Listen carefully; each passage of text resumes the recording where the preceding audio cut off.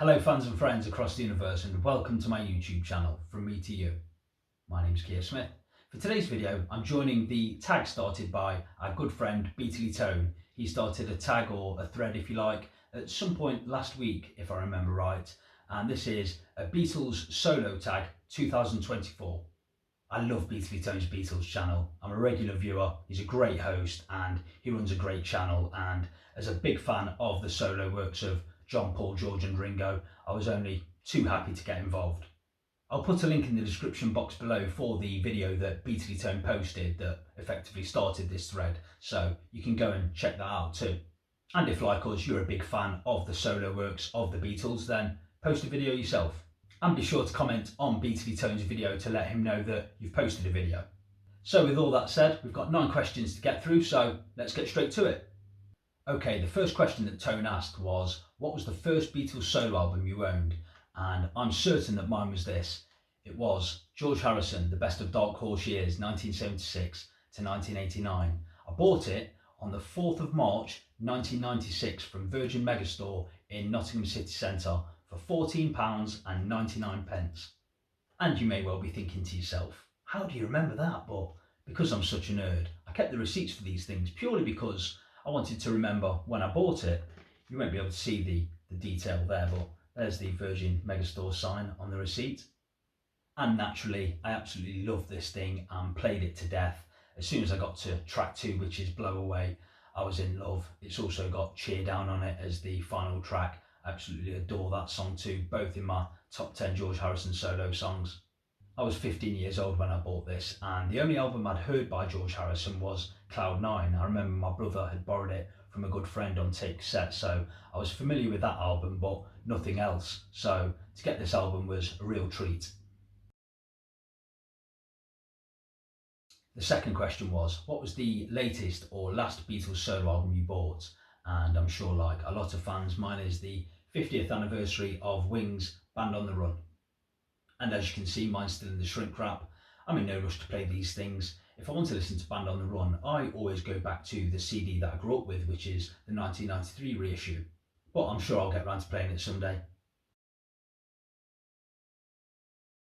The third question that Tone asked was, what is your favourite solo album by each of the 4 Beatles? And to be honest with you, I really should have posted individual videos on each of these albums by now because I love them all dearly. And perhaps I'll get round to that in future, but for now, I'll tell you briefly. By Ringo, it's Time Takes Time, a mature and consistent album, start to finish, not a bad track, I dig it. By John, I'm going to go with Imagine, a pretty flawless album. The ballads are absolutely gorgeous and the rockers are gritty and there's good humour on there too. By George, the obvious choice, I'm going to go with All Things Must Pass. There's just so much outstanding quality on this album and it's a fascinating listen start to finish. By Paul and Linda McCartney, it's Ram. Stylistically, the songs are just incredible. Paul's vocals, out of this world. Great songwriting. Oh, it's the best. I adore this album. I must get Time Takes Time on vinyl. Immediately.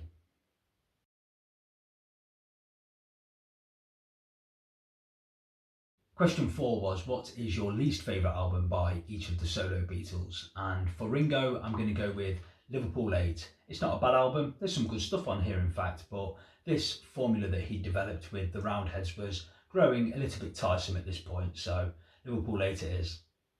For John, I was going to go with Milk and Honey, but as that album was released after he passed away, it seemed unfair, as I'm sure if he'd have lived, he'd have made a much better job of that. So I'm going to go with Sometime in New York City, which is an album I like and is an album that I will always champion.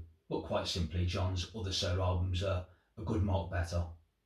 For George, now I know that Beatley Tone has a soft spot for this album, but I don't, so it's Dark Horse. This is a ragged album. George's voice is shot and there's not enough good songs on it for me. And for the same reasons, I'm going to go with Wings Wildlife for Paul, and this was everything it set out to be. Done quickly, unfinished, unrehearsed really, and again, not enough good songs for me. One thing I will say about those albums, especially by John, Paul and George, is that they were recorded and put out there quickly and captured each of their individual moods at that time, and I still regularly go back and enjoy those albums. Question 5 was show your favourite Beatles solo book. Now, admittedly, I'm not a big reader. I'm too busy listening to music to sit and read, but occasionally I do. But I still like books with pictures in, so I'm going to go with this. Paul McCartney, The Lyrics. And this is absolutely fantastic. You get Paul talking about his songs and lyrics and loads of great photos. Question 6 was show a solo Beatles artifact, but not an album or a single or anything music related. For this question, I thought I'd show this item because I thought it's a little bit different, and again it will show just how much of a nerd I was and still am. But this is an advertising board for Lennon Legend. And again, I got this from Virgin Megastore in Nottingham City Centre because I worked with a guy who used to work at Virgin, and he said, if you go up to the counter and ask nicely, they'll give you them things when they finish the advertising. And he said it was best to go in the following Monday after the release of it. So sure enough, I went into Virgin Megastore on the Monday and sheepishly asked, oh, you know that Lennon Legend advertising board? Have you still got it? Can I have it, please? And they were kind enough to give it to me, and I've kept it ever since. Question 7 was show your favourite solo Beatles box set. And for this one, I'll share a good story with you. When I was younger, so much younger than today, I used to gamble a lot and I lost a lot of money, and I regret it now, but hey, you live and you learn, and I certainly learned. But on this particular day, it was a good betting day, a good gambling day. I was going into Nottingham City Centre on a Saturday afternoon. I was going out drinking, we were going to watch the football, have a few bets and enjoy the day. And I knew that this George Harrison box set had just come out and they were selling it at Selector Disc for, I think it was £80 if I remember right. So for the football fans out there, Jose Mourinho was manager at Chelsea. They needed to win away at Bolton to secure the league title. And I think they were 2-5, meaning I had to put £200 on Chelsea to win £80 profit. Got my 200 back, of course, but I got my £80 profit, which is what I had my eye on particularly, so I could go and get this George Harrison box set. So I drew the money out. I went to the bookies. I put the bet on 2-5, £200 to win £80 profit. It was 0-0 at half time, but Chelsea prevailed and went on to win 2-0. The title was theirs. I'm not a Chelsea fan, but they did me a favour, sorted me out, and I went to Select Disc and got this absolute beauty. George Harrison, Dark Horse Years. And this thing is absolutely beautiful. It's got the CD albums of 33 and a Third, George Harrison, Summer in England, Gone Troppo, Cloud 9 Live in Japan album, as well as a DVD of extras and music videos by George.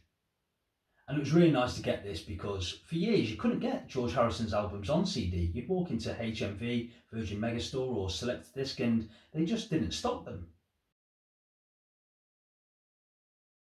Question 8 was, what is your favourite Beatles solo live album? You can choose only one.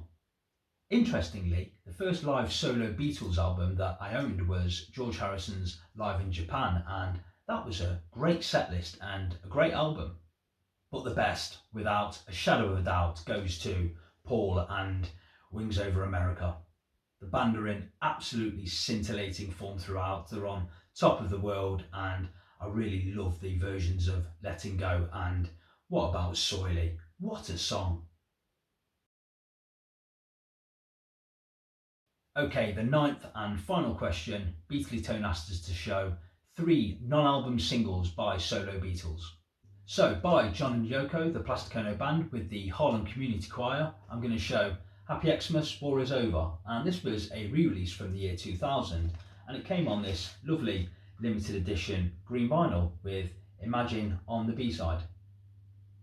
And by Paul, Wings, I'm showing Mull of Kintyre, but I'm showing this for the flip side, Girls' School, a great song, a top 10 Wings song for me, the guitars, the harmonies, oh it's brilliant. And I'm going to show this solo effort by Paul from 1987 because it doesn't get mentioned enough and I think it's a really good song. Once Upon a Long Ago. The violin solo by Nigel Kennedy is really nice of course, but I really like Paul's lead guitar solo on this. So that was my offering for Beatley Tone's Beatles Solo Tag 2024. I do hope you enjoyed it. Thank you so much for stopping by and watching this video. Until next time, peace and love. Bye for now.